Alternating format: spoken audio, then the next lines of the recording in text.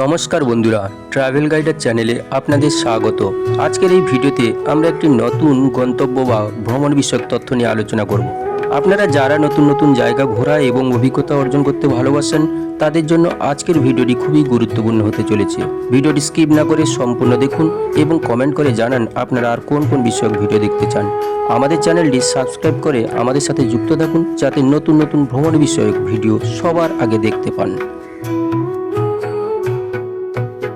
সারা পৃথিবীতে অনেক অসাধারণ শিল্প রয়েছে, কিন্তু প্রতিটি শিল্পই অনন্য। আবার কিছু শিল্পের মধ্যে ঐশ্বরিকতাও রয়েছে। শিল্প ও সঙ্গীত মানবজাতির একটি সম্প্রসারণ। হ্যাঁ, আজকের আমি সেই শিল্পের কথা বলবো যা খ্রিস্টপূর্ব ৫ম শতাব্দীতে ওড়িশা রাজ্যের রঘুরাজপুর গ্রাম থেকে উৎপত্তি হয়েছিল। শিল্পটি হলো পটচিত্র। রঘুরাজপুর ওড়িশার পুরী জেলার একটি হেরিটেজ গ্রাম, যা জগন্নাথ মন্দির থেকে প্রায় ১৪ কিলোমিটার দূরে অবস্থিত। গ্রামটি গঙ্গা রাজবংশের সময় প্রতিষ্ঠিত হয়েছিল। রঘুরাজপুর গ্রামটি শুধুমাত্র পটচিত্র নয়, ওড়িশি নৃত্যের পূর্বসূরি গোটিপুয়ার জন্যও বিখ্যাত। এই গ্রামের প্রতিটি সদস্য কারুশিল্পের কোনো না কোনো কার্যকলাপে জড়িত। পাথর খোদাই থেকে শুরু করে কাঠের খেলনা, তালপাতার কারুকার্যের মতো অসাধারণ সব শিল্পকলার সঙ্গে যুক্ত তারা। পটচিত্র দুটি শব্দ, পট যার অর্থ হলো কাপড় এবং চিত্র যার অর্থ হলো চিত্রকলা। এটি সেই শিল্প যা কাপড়ের টুকরোর উপর আঁকা। এই শিল্পকলাতে পুরোটাই প্রাকৃতিক রঙের ব্যবহার রয়েছে।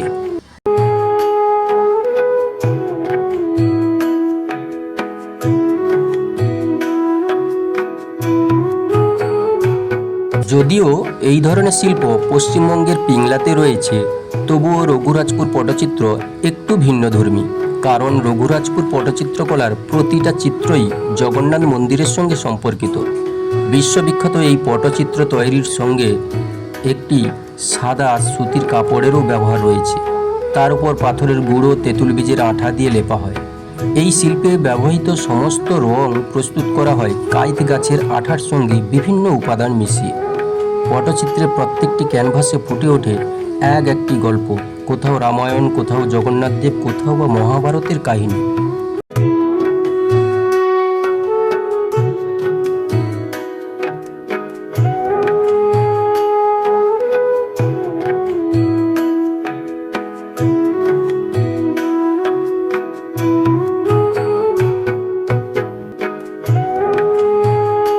গ্রামের প্রত্যেকটি বাড়ির দেওয়াল জুড়ে রয়েছে পটচিত্রের ছোঁয়া, যা এই অঞ্চলের সমৃদ্ধ সাংস্কৃতিক ঐতিহ্যকে চিহ্নিত করে।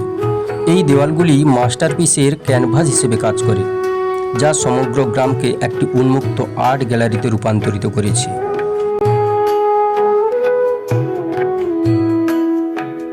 জটিল তুলির কাজ, প্রাকৃতিক রঙ্গকের ব্যবহার সত্যিই বিস্ময় করে তোলে। প্রতিটি গ্রাফিকের বিবরণ অসাধারণ। দেওয়াল জুড়ে থাকা গ্রাফিকগুলো একটি সাধারণ পটচিত্রের মতো। গ্রামটির মাঝখান দিয়ে সারিবদ্ধভাবে কয়েকটি মন্দিরও রয়েছে। মন্দিরগুলোর দেওয়াল জুড়ে রয়েছে অসাধারণ সব শিল্পকলা।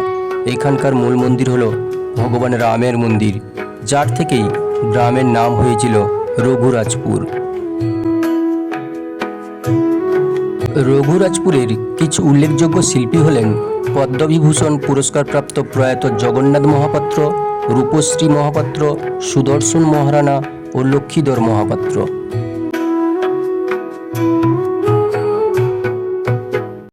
এই গ্রামেই জন্মেছিলেন কেলুচরণ মহাপাত্র। তিনি ভারতীয় ধ্রুপদী নৃত্যশিল্পী এবং ওড়িশি নৃত্যের গুরু। ওড়িশি নৃত্যকে পুনরুজ্জীবিত ও জনপ্রিয় করার পেছনে অনেক গুরুত্বপূর্ণ ভূমিকা পালন করেছিলেন তিনি।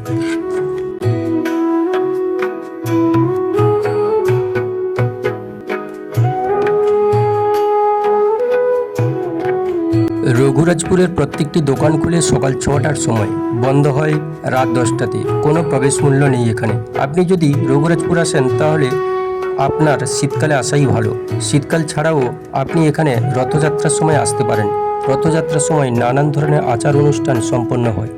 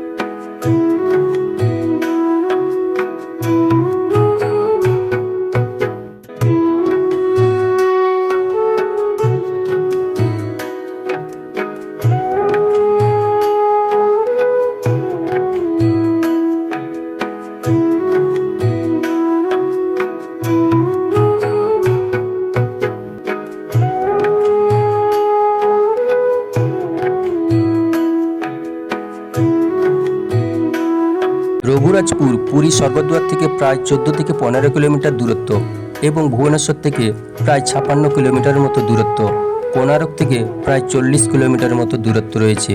আপনি যদি স্বর্গদ্বার থেকে যান তাহলে কোনো টোটো অথবা অটো বা ম্যাজিক বুক করে আপনি ওখান থেকে যেতে পারেন।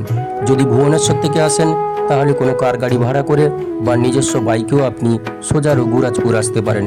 রঘুরাজপুর আসার জন্য কিছু ফোন নাম্বার ও গাড়ির নাম্বার স্ক্রিনে দিয়ে দেওয়া হলো। যেখানে ঐতিহ্যের সঙ্গে প্রতিভার মিলন হয় আর সংস্কৃতির সঙ্গে হৃদয়ের মিলন হয়, সেই কারিগরি গ্রাম রঘুরাজপুরে আপনাকে স্বাগতম। ভারত সরকারের পদ্মশ্রী পুরস্কার প্রাপ্ত মা গুণীচরণ দাসের জন্মস্থানও এটি।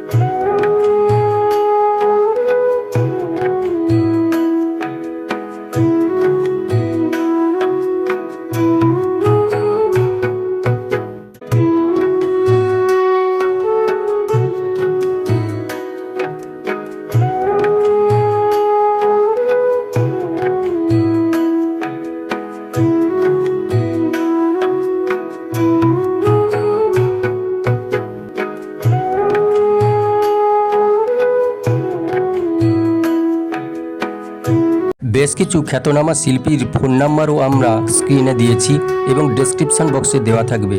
যদি আপনারা কেউ অনলাইন বা অফলাইন কিনতে চান তাহলে অবশ্যই ফোন করে যোগাযোগ করতে পারেন এনাদের সঙ্গে।